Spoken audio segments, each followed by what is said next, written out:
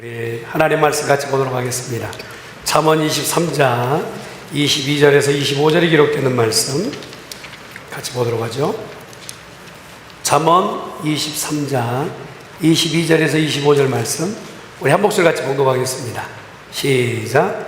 너를 낳은 아비에게 청종하고 내 늙은 어미를 경히 여기지 말지니라.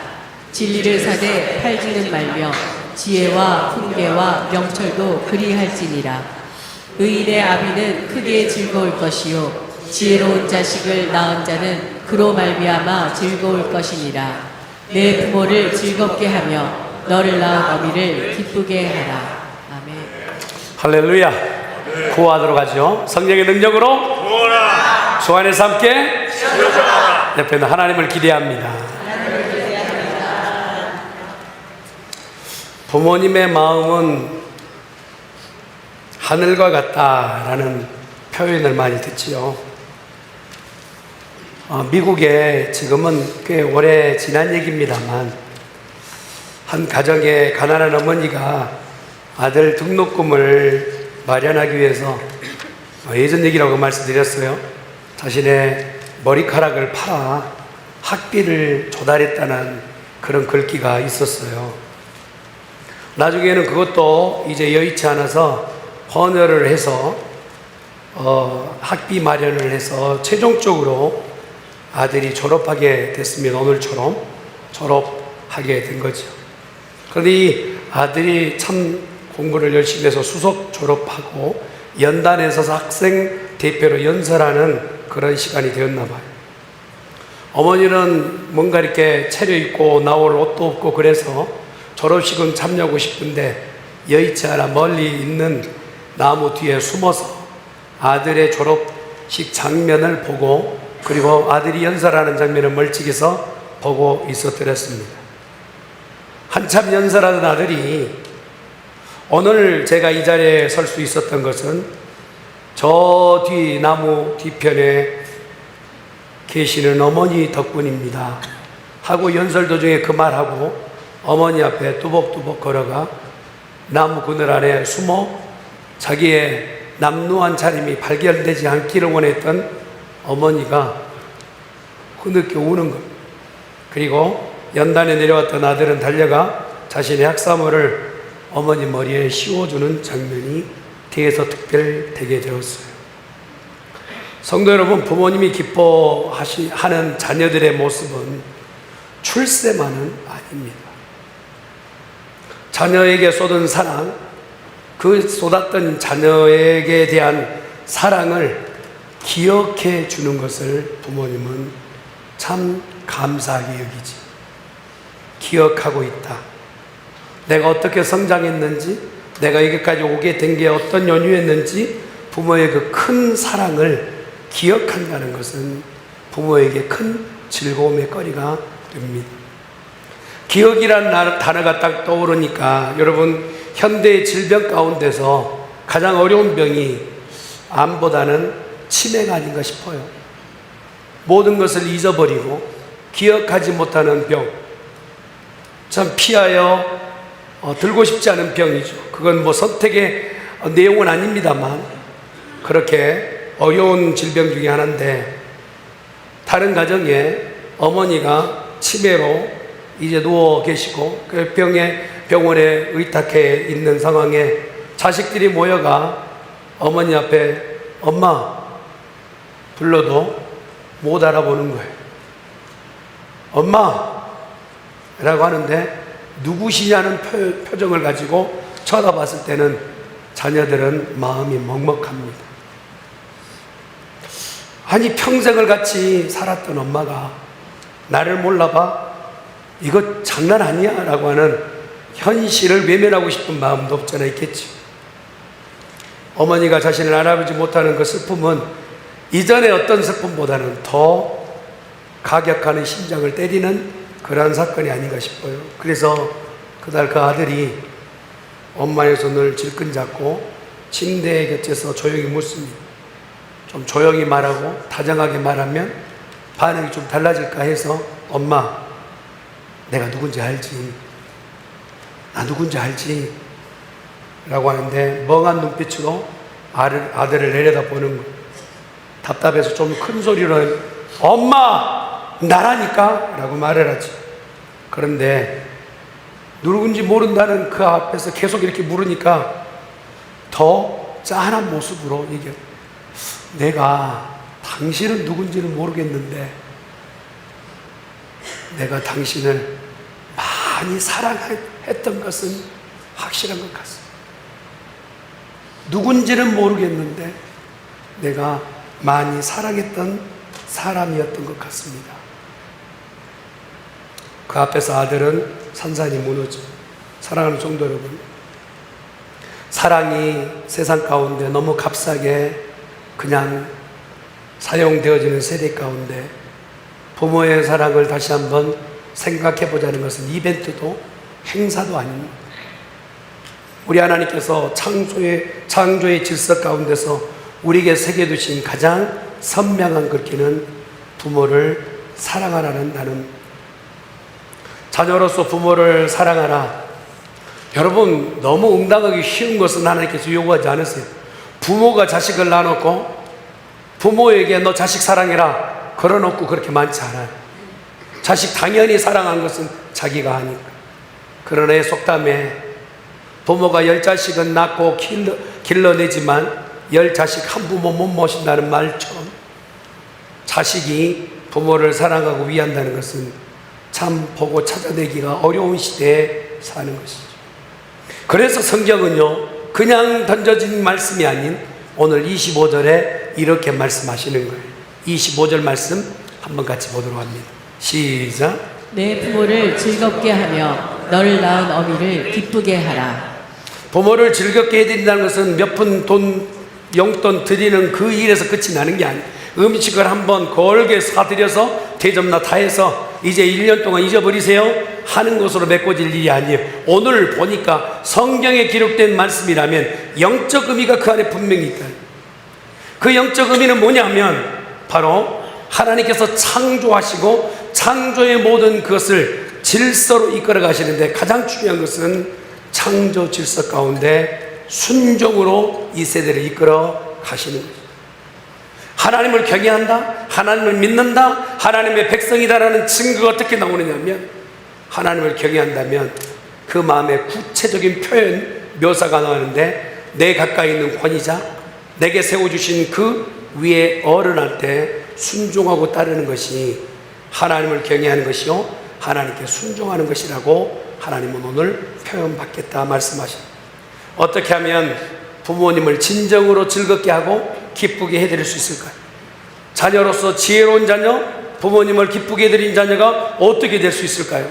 오늘 성경은 구체적으로 얘기합니다. 22절 말씀, 22절 말씀 시작. 너를 낳은 아비에게 청종하고 내 늙은 어미를 경히 여기지 말지니라. 청종이라는 말은 우리가 신체에 가지고 있는 기관적인 부분에서 들리는 부분은 귀잖아요. 그래서 그 들리는 기관에 의해서 들려지는 그냥 hearing이라는 개념이 아니라는 거예요. 청종이라는 단어는 그 안에 listen, 그 다음에 끝이 나는 게 아니에요. obey 하는 것을 끌고 가는 단어가 바로 청종이라는 단어예요. 히브리 원에 봤더니 이 청종의 단어를 뭐라고 썼느냐, 샤마라고 했어요. 이 샤마란 단어는요 두 군데만 사용합니다. 하나님의 말씀을 들을지어다 이스라엘 백성아 라고 할 때 쉐마 이스라엘, 이스라엘 백성 모두는 들을지어다 할 때 쉐마라는 단어를 썼어요. 그리고 내 부모를 청종하라 할 때 단어가 바로 이 단어 샤마라는 단어를 쓴 겁니다. 하나님과의 관계를 온전하게 잘 유지하고 있는지를 확인하는 한 도구가 뭐냐? 부모님 앞에 말씀을 듣고 순종하는 자, 인가에 대한 부분. 듣는 것이 왜 효도일까? 듣는 것이 왜 이렇게 중요할까? 여러분, 부모가요, 연세가 들면 다 약해져요. 강력했던 힘도 다 빠져가고, 예전에 재산도 많고 실력도 많았던 부모에게서 나이 들면 먼저 재산도 줄고 힘도 빠는 것이 사실이에요. 제가 아이들이 꼬맹이 이만할 때 잘해줬던 놀이가 뭐냐면 딱히 이렇게 해줄 게 없고 사줄 것이 아직은 없어. 돈이 이미 와서도 그래서 제가요 나무 타기 그렇게 해요. 그러면 아이들이 대롱대롱 매달립니다. 아, 목사님 아들 둘이니까 그래도 간단했겠습니다. 처제 집에 딸이 셋입니다. 다섯이 대롱대롱 매달리면 그거 참 그렇게 기쁨도 있지만 나중에는 보고 그러면서 한번 핑 한번 돌아주면 애들이 까무라치는 거예요. 까르르 하면서 난리가 나. 그러면서 한 10바퀴 정도 돌면 나도 입신할 정도가 되는 거예요. 근데 지금은요, 여러분 보셨겠지만 아까 대학교 졸업하는 애 중에 하나가 제 둘째거든요. 제가 저한테 매달린다고 생각해 보세요. 나이가 들면 힘이 빠지고 능력도 쇠해지는 것이 사실이죠. 그러다 보니까 자녀들은 벌써 말을 듣지 않아요. 할 수 없는 것이 많구나. 들어서 내게 유익될 게 없구나. 이제껏 가지고 있었던 그 경험이 내 삶에는 전혀 영향력을 미치지 못하구나 하는 것 때문에 부모의 그 늙음을 핑계 삼아 부모의 말을 듣지 않습니다. 들려지지 않아요. 경청하지 않습니다. 그러나 부모의 존재라는 것은요, 내가 들려졌을 때, 받아들여졌을 때 삶의 참 의미를 갖게 되는 거예요. 별반 내가 내놓을 것도 없고 내가 가르칠 것도 없지만 부모의 입에서 나오는 말이기 때문에 자녀들이 아버지, 어머니 그렇게 할게요. 그 한마디가 부모를 부모 되게 하고 어머니를 어머니 되게 하는 것이죠. 성경은 지금 그걸 얘기하는 겁니다. 내 부모가 늙은 어미라는 표현을 썼어요. 늙은 어미라는 부분은 진짜 세상 가운데 내놓을 것이 없고 또 영향을 또 미칠 것이 그 근거가 없는데도 불구하고 내 늙은 어미한테 청종하라 얘기하고 있는 것이죠. 자신의 말을 무시하거나 귀찮아할 때 부모들은요, 그때부터 마음이 슬프기 시작합니다. 아이에게 들려지지 않는구나, 받아들여지지 않는구나 하는 것이죠. 여러분 성경에 보면 어린 사무엘이 하나님 앞에 바쳐져서 엘리의 밑에서 자라는 이 사무엘을 보세요. 그가 밤중에 음성 들리는 것 때문에 다가가 나를 불렀느냐고 물었었던 대상이 누구냐면 엘리입니다. 그러나 그 엘리 제사장은 어리지만 자기에게도 판단에 어느 정도 거리가 영적으로 어두운 사람이에요. 어른으로 모시기는 부담스러운 인물이에요. 허물이 많아요. 자식 교육 제대로 하지 못하는 사람이에요. 사무엘 그 어리지만 자기 안에서 판단할 수 있는 기준점은 어느 정도 있어요. 그런데 사무엘은 그 부름 앞에 다가 내가 여기 있나이다, 나를 부르셨나요? 라고 묻는 듣는 태도가 준비되게 돼요. 왜 하나님께서 그렇게 극진하게 사무엘을 존대하며 그를 사용하셨느냐 하면 듣는 태도 하나 보시고 그를 사용하시고, 어른 앞에 별반 존경받을 만한 거리도 없는 엘리 앞에 나를 부르셨나요? 달려갔던 그 어린 사무엘의 그 태도를 보며 너 정도면 내가 말하는 말이면 듣겠다 하시는 그 판단이 끝이 난 거예요. 그러고 나서 사무엘을 선대하며 그를 민족의 영적 지도자로 세우는 것을 보게 돼요. 여러분, 우리가 말을 전달할 때는 내용보다 더 중요한 것은 뭐냐? 하나님을 존중하듯이 하는 부모를 존중하는 것이 청중하는 거리가 된다는, 어느 정도 내가 이 정도 실력이 있고 어느 정도 갖추고 있기 때문에 더 듣고 싶지도 않고 들려지지도 않는다. 사실 죄송해요. 일부 때도 사실 마음이 조금 많이 울컥울컥했는데 지난해 어머님이 소천하시고 마음에 그냥 한꺼번에 밀려올 마음의 감정이 있어서 소화기를 들어서 그 시골에 예전에 지금도 전화기를 한번 들어 그 번호를 돌려봐요. 대답 없는 줄 알지요. 그런데도 그냥 서툴고 힘이 없는 어머니의 음성이라도 한번 들어보고 싶은 마음, 그게 저를 소화기를 들기도 해요. 한 은퇴한 교수님이 장성한 아들 앞에 정원에 앉아서 날아온 까마귀 하나를 보고 알면서도 아들한테 물어보는 거죠. 저게 뭐냐? 아버지 까마귀 아닙니까? 뭐라고? 까마귀라니까요. 뭐라고 그랬지? 아니 아버지 지금 못 들으셨어요? 까마귀라고. 몇 차례 거듭거듭 물었더니 아들이 버럭 화를 냅니다. 도대체 아버지 왜 그러세요? 몇 번을 내가 얘기해야 됩니까? 하면서 상기된 얼굴로 싸우자고 달려들듯이 아버지 앞에 섭니다. 민망하기도 하죠. 마음 아팠던 아버지가 그 자리에 일어서서 방에 들어가 낡아 남루한 아주 허름한 일기장 하나를 가지고 꺼내 읽습니다. 그 페이지는 오늘 아들이 정원에 앉아 까마귀가 뭐냐고 23번 내게 물었다. 나는 23번 모두 까마귀란다 라고 대답하며 귀여운 아들을 껴안아 주었다. 똑같은 질문을 반복하는 아들이 얼마나 사랑스럽고 귀엽고 예쁘던지. 이 부분을 아버지가 아들에게 읽어줍니다. 그런 것 같아요. 사랑은 내리사랑이라고. 내 핸드폰에 아이들 사진은 그렇게 질비하지만 부모 사진 한 장 끼워 넣을 만한 공간이 없는 우리들의 삶. 그래서 하나님은 오늘 우리에게 일부러라도 부모를 들어보아라. 부모님께 경청해 보아라. 부모의 소리를 한번 들어보아라 하시는 것 아니겠어요? 우리 중앙교회 부모님의 기쁨이 되고 즐거움이 되는 교회 될 수 있기를 예수 이름으로 축원합니다. 듣는다는 것은 그냥 기계적 들음이 아니에요. 오늘 보니까 어떻게 들어야 돼? 눈이 마주쳐야 제대로 듣는 거예요. 오늘 인대에 보면 대화를 해도 아니 같이 앉아 있어도 눈빛이 마주쳐지지 않아요. 뭐 멀리 갈 것도. 그런데 우리 가정을 자꾸 얘기하니까 우리 가정을 여러분 그냥 문제가 많은 가정 그렇게 보시면 안 돼요. 우리 교회 우리 가정도 행복한 가정이에요. 근데 간혹 아이들과 얘기하다 보면 아이들의 시선은 제 입과 눈이 아닌 핸드폰이 있을 때가 많아요. 저도 아이들을 부를 때 곱게 애야 하고 부른 게 아니라 핸드폰으로 나와라 오바 뭐라고 했어요. 눈이 마주칠 때 드디어 비로소 대화가 드디어 하나님과 우리가 눈이 부딪혀야 제대로 듣는 성도인 줄 믿습니다. 내 눈은 세상에 있어요. 내 눈은 물질에 있어요.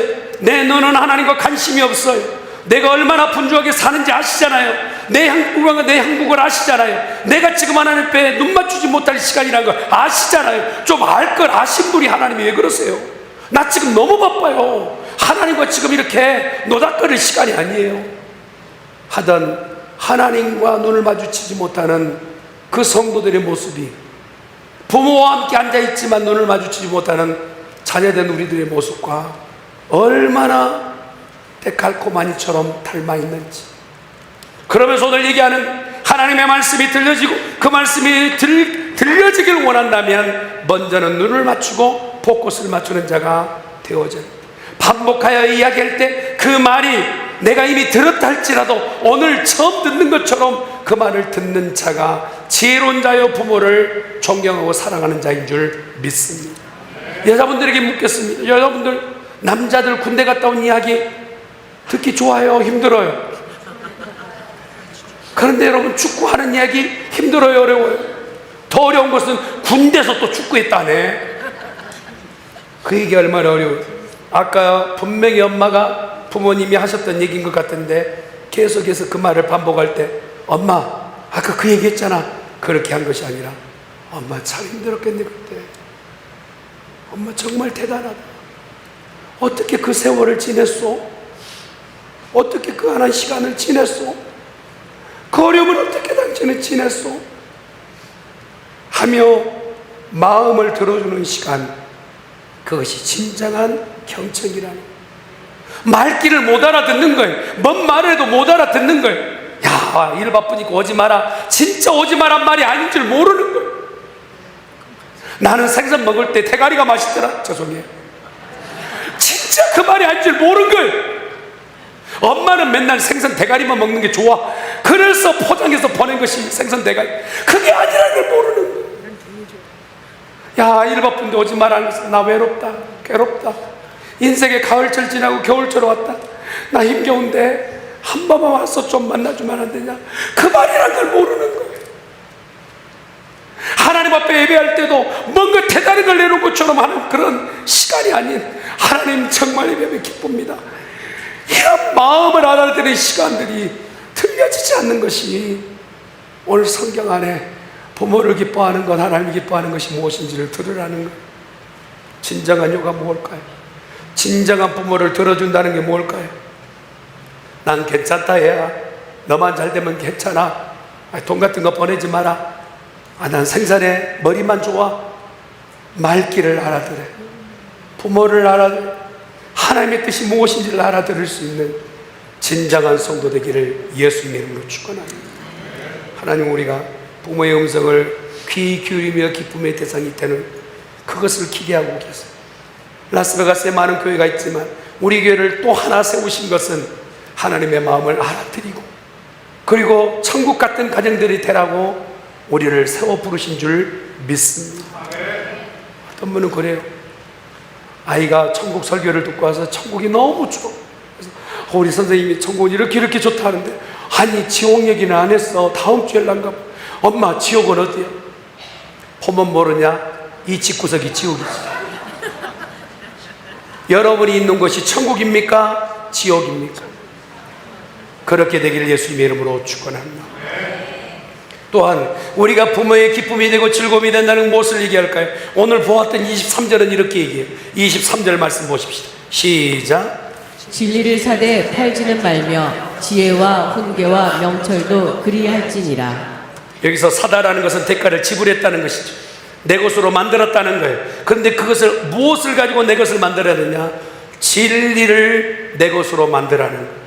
부모님이, 진짜 신앙 있는 부모님이 좋아하는 자녀 입에서의 고백은 뭐냐? 믿음으로 살아내는 거죠. 내가 가치 기준에 거기에다 못 미치게 인생을 살면 부모는요, 매 시간 마음 아파요. 돈은 어마어마하게 벌었어. 그런데 모든 사람이 지나가면서 아유, 저게 사람이야. 높은 지인이 있어요. 모든 사람이 내 아들 이름, 내 딸의 이름을 다 욕설하고 지나가. 그 말을 들었을 때 높은 지위가 뭐요? 그가 쌓아올린 물질이 뭐요?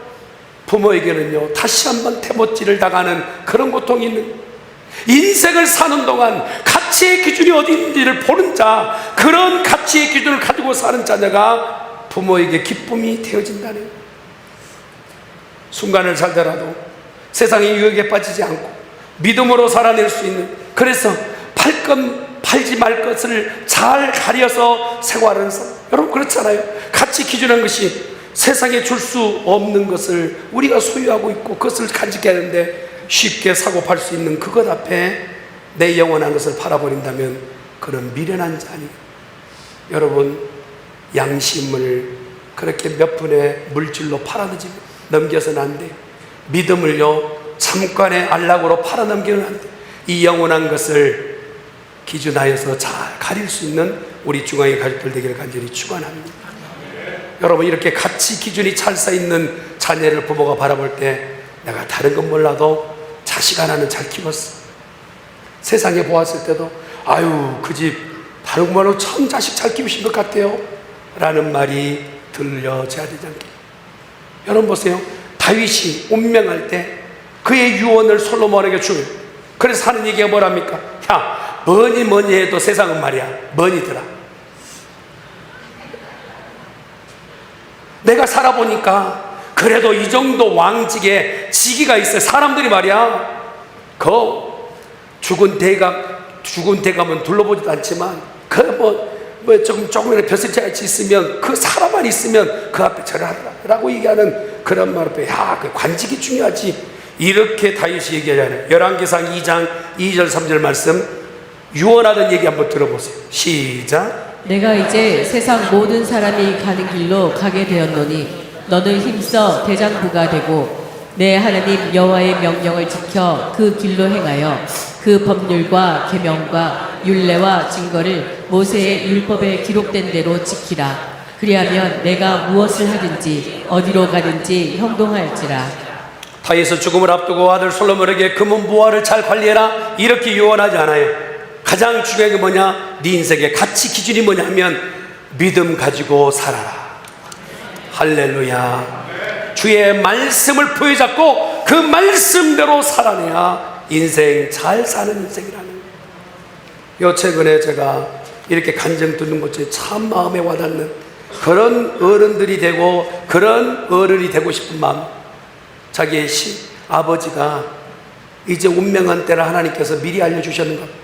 야, 아그야, 이만저만 때 내가 오후 7시에 내가 하나님 불림 받아서 천국 간다.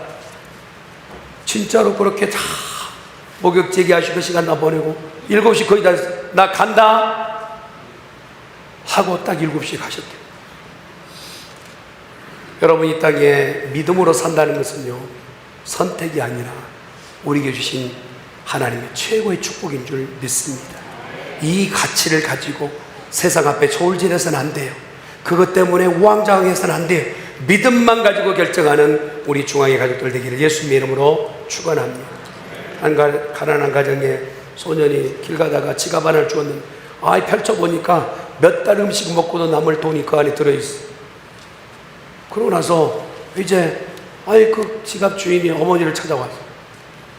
얘가 무슨 일을 했나, 잘못했나 하고 봤더니 얘가 그 안에 있는 돈을 하나도 손 안 대고 나한테 되돌려줘서 고맙다고 후사를 하려고 내놨는데 몇 번 돈은 절대 안 받는다고 그래서 안 되겠다 싶어가지고 어머님을 찾아왔습니다. 했더니 어머니가 우리 아들에게 오늘 이 행동이